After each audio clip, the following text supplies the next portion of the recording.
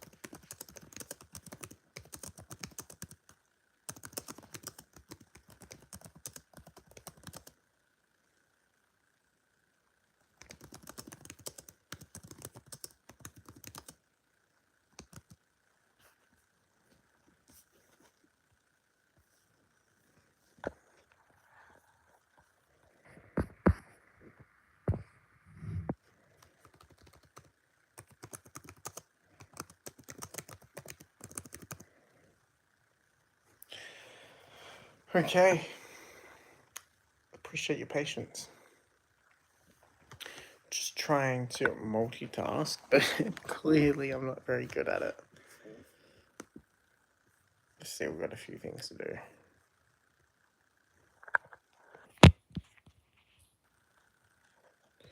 Okay, so what I want to talk about is 5 things that I'm doing today to help me retire at 45. And I am 29 years old. The last 3 years of my life, I've changed completely my financial situation. I used to lay awake at night time, worried about my next paycheck, living paycheck to paycheck, and I changed my life from being a low income to a high income earner and understanding financial literacy. It's a big part of what I'm going to talk about. So let's dive into it. We got some people watching. 5 things I'm doing now to be done working at 45. All right, I'm 29 years old and the plan is to retire at 45. But let's clarify something, okay? Before you start commenting, I know what you're saying. At 45, I don't want to retire. I want to be able to retire. Now, that's a big difference. I'm not looking to retire at 45. I want the flexibility and freedom to be able to turn around to my boss and be able to leave. Okay, so that is the plan. Now, the first thing that I'm doing, okay, it's very simple. I started doing it over the last 3 years, is living within my means. Okay, it seems so simple, but it's so hard, especially in the day and age we live in, where everything has the option buy now, pay later. Okay, and an example of living within my means is my car. Okay, I drive a beat up Hyundai Getz. If you don't know the car, it's a small, cheap, beat up car, and I look after it. You know, I get it serviced regularly. It's cheap on fuel, and fuel's expensive at the moment. I'm not sure if you noticed. Um, Not getting into politics, but one of the world leaders decided to do some stupid stuff and made fuel really expensive. But I haven't felt that because I live within my means. I could upgrade my car, but I choose not to. And I choose not to because 2 reasons. It's functional. It does what it needs to do. You don't like I don't care how people perceive me based on my car. Like I just don't care because I get to go to where I need to go. It functions and it's reliable. I think you should upgrade your car if it's unreliable because you need to know that you can get to your work. It's a big thing because our primary income, right, is our main wealth generator. And if you don't have that, you're not going to be able to make a lot of these next steps. And how can you live within your means if you don't have any income to support it? So the first one, live within your means. I'd like to hear an example of that. Do you struggle with that? Do you buy more than what you have? Um, or do you kind of have a little bit of money at the end of the month? Because most people have more bills and more stuff to pay at the end of their month than they have money. But the idea is to have more money at the end of the month than we have stuff, but you have to live within your means. Okay, tip 2. The second thing I'm doing to be able to retire at 45, and I'm 29 now, so I got 15 years, is creating multiple streams of income. Okay, I'm going to talk to this a little bit. Okay, multiple streams of income. Why? That when I say multiple streams of income, it seems like okay, you're going to be putting your effort across multiple different things. It's about security. Okay, today is one of the most volatile times to be relying on your job. Okay, back in the day, you used to work for a job and you would get a pension for working at that job. You'd get long service leave. You'd get all this type of stuff. AI is replacing jobs at a rapid rate. I'll tell you a bit about one of the jobs. One of the best jobs I ever had. Sorry, I'm just trying to multitask.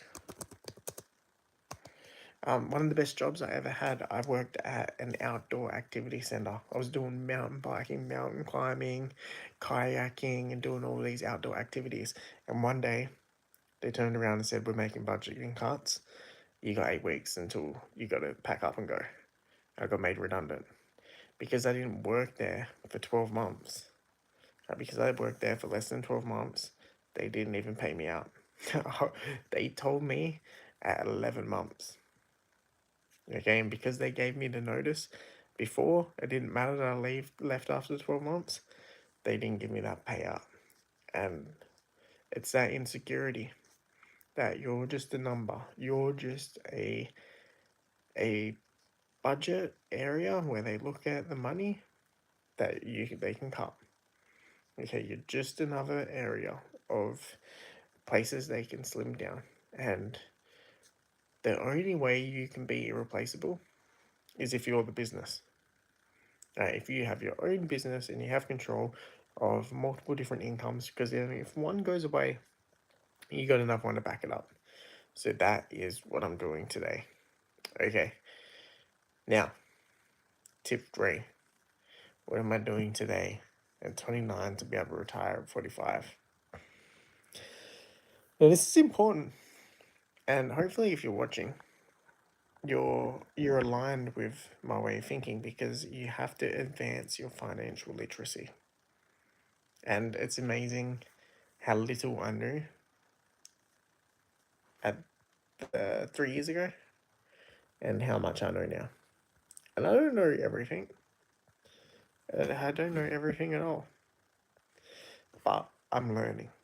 I'm learning weekly. I would say daily, but probably not every day. But I'm learning weekly to advance my financial literacy, to learn more about money, to learn about investments, and then not just financial literacy, but also business literacy.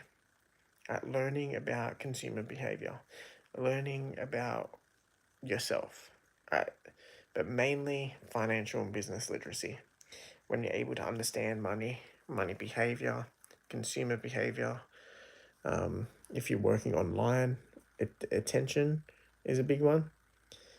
And if you don't understand that skills, it's going to be very hard to know what to do with your money, where to invest, what makes the most sense, understanding your investment strategy for you because it's going to look different to someone else. And watching a lot of financial advice, you hear it from people who have millions of dollars and their portfolio and their way of investment is going to be different for you who's just beginning. Now, tip number 4, diversifying my investments. So this comes from having more financial literacy. I'm learning that you can't put all your eggs in one basket. And there's a few ways that I'm doing this. The first way is my main source of, my main place that I'm investing is in diversified ETFs. So naturally, as an investment, ETFs are quite diverse. They're a bucket of stocks, and instead of buying individual stocks, it's heavily, if you buy an individual stocks, it's based on the performance of that company. When you buy a bucket of stocks, it's based on like the average of the market. And then even then, I invest into 3 different ETFs. I'm Australian, so I invest in Australian ETFs. I invest in the S&P 500, and then I invest in global shares, excluding the first two. So excluding Australia and America, just the rest of the global. So essentially, I'm investing across the global market. The other way that I'm diversifying my investments is not just putting money into stocks, not just putting money into ETFs. You know, looking to pay off my mortgage. I am looking to invest into myself, looking to put myself out there, build skills that I can then monetize. So diversifying your investment isn't just going hard into one thing. And I generally see that a lot. People are like, oh, that you have to be stock investing, you have to be real estate investing. I think you could do all of it, right, within your means, of course, but I think having a wider array of investments is only going to work to your advantage. Now, number five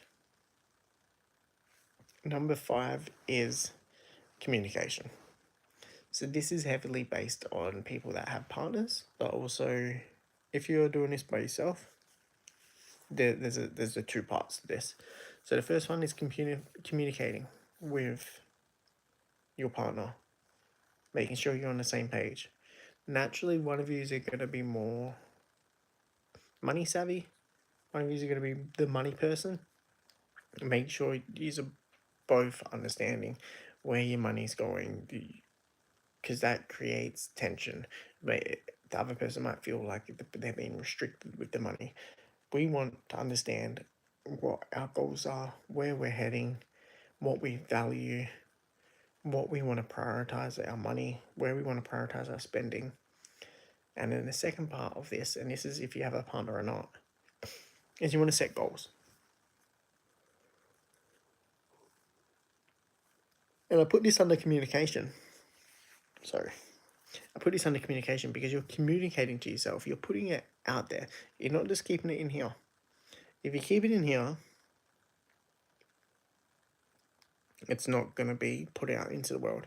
When you put something out into the world, it often has a higher chance of manifesting.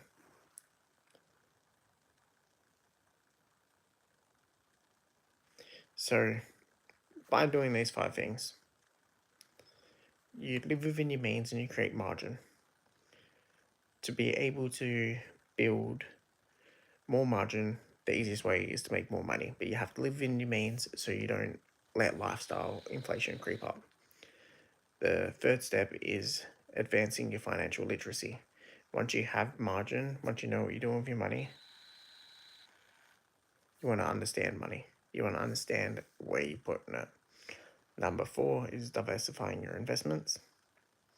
So once you understand it, you start to look at different avenues, not just all your eggs in one basket. And then the last one is evaluating, looking at your goals, reevaluating, and pivoting if you need. If you need to pivot.